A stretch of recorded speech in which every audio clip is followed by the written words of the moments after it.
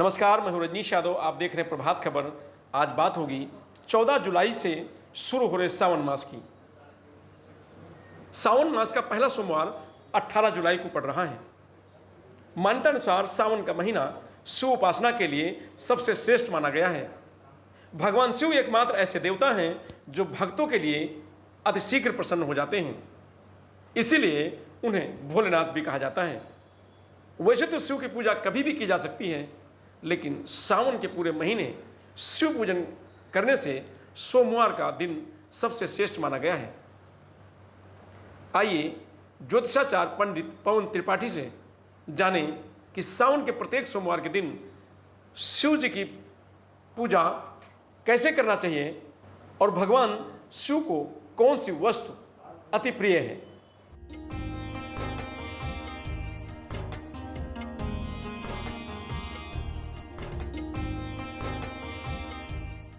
देखिए, भगवान शिव को जो चीज़ किसी को नहीं प्रिय है वो विश्वेश्वर को प्रिय है। बस यही थोड़े शब्दों में अगर कहा जाए।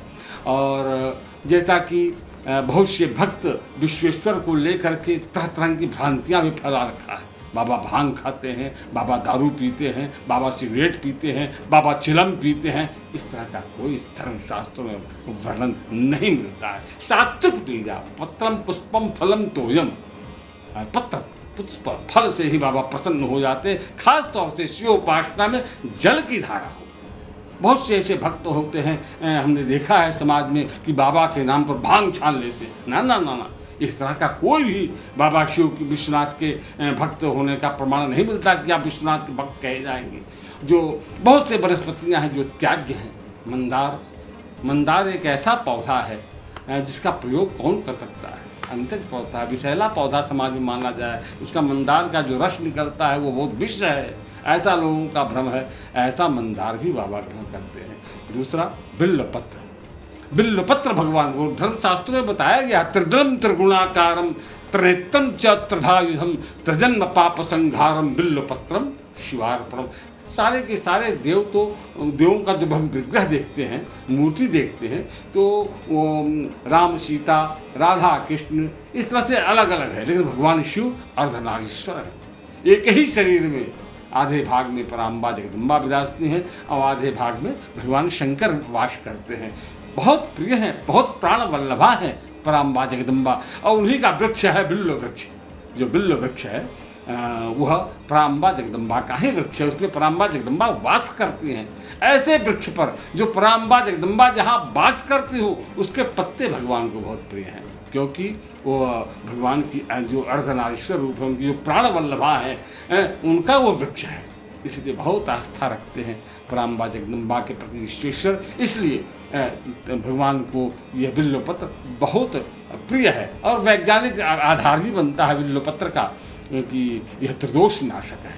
कफ, पित्त और वात, आयुर्वेद विज्ञान में इसकी बड़ी महिमा बताई गई है। तो भगवान शिव को जल की धारा चढ़ाएं, बिल्वपत्र चढ़ाएं। और जो सबसे अंतज पुष्प है मंदार पुष्प, क्या बात है, मंदार पुष्प बड़ा विलख रहा था कि प्रभु हम जो पुष्पित होते हैं तो हमको कौन पूछेगा। भगवान ने कहा, आ जाओ, तुमको भी मैं समाहित देता हूँ। उनको अपने मस्तक पर धारण किया मंदार पुष्प को, इस भाव से। यानी कि जो सबसे निरीह प्राणी समाज का है वो भी भगवान को बहुत प्रिय है।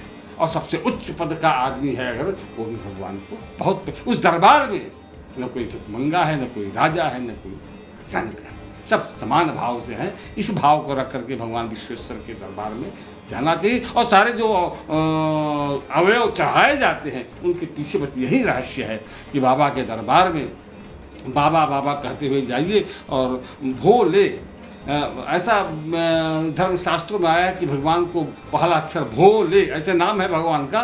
तो जैसे ही भगवान कहता है, भक्त कहता है भो, तो बाबा कहते हैं ले। तो ये जो भाव है भोले का, तो वो हमेशा देने के लिए ही बैठे हैं बाबा। और इनका एक नाम आशुतोष है। सारे के सारे देवता बड़े बड़े यज्ञ पूजन जप तप से प्रसन्न होते हैं, और भगवान शिव बहुत छोटे से उपक्रम से प्रसन्न हो जाते हैं, बहुत छोटे से आपकी क्रिया पर प्रसन्न हो जाते हैं। इसीलिए तो ये आशुतोष कहा गया है। कई बार राक्षसों को आशीर्वाद दे करके संकट में पड़ गए हैं बाबा, क्यों?